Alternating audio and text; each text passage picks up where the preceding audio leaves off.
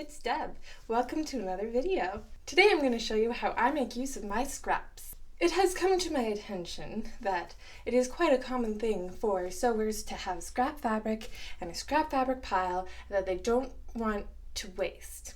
So, what I am showing you today is how I use my scrap fabrics to make bias tape or seam binding. This is from a plaid shirt that I wore. This is from a scrub shirt that I liked the pattern of and I got for 25 cents at the thrift store. But today I'm going to show you how I made it out of a pair of my husband's shorts that I accidentally dyed in the washing machine. He had these white shorts, and I don't know if you can tell, but they're pink now.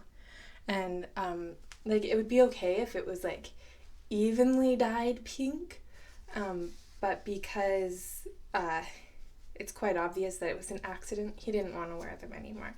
So I cut them up and made them into seam binding. So let's get right into it. The first step is prepping the fabric, which in my case is removing all the pockets and the belt loops.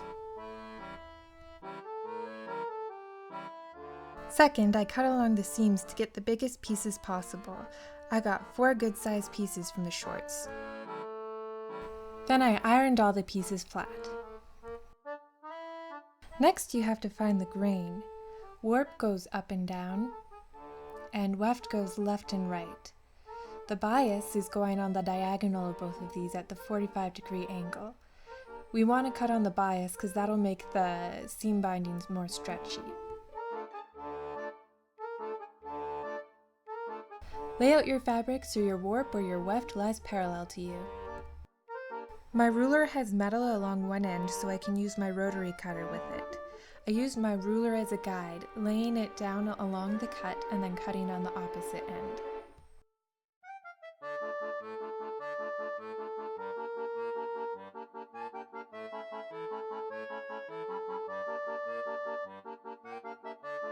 Now to sew! Make an L with 2 pieces of fabric and sew diagonally across here. This spreads the seam so that there is less bulk. Open the seam, lay another strip on top, sew diagonally, repeat and repeat and repeat and repeat.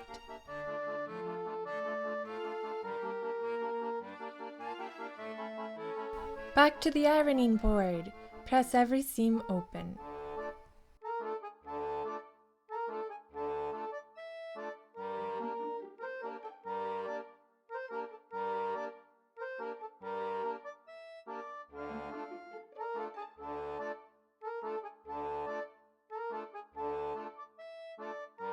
Another tedious task, cut away the excess around the seams.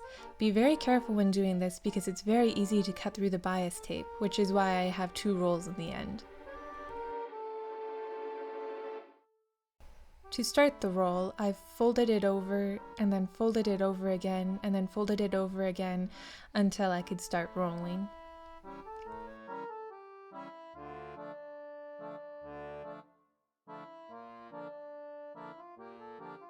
Et voila! Seam binding! So that's how I make seam binding out of my scraps. I know that there's probably better ways to do it, and you can make it bias tape by ironing it into the bias tape form. But this is something that I enjoy doing.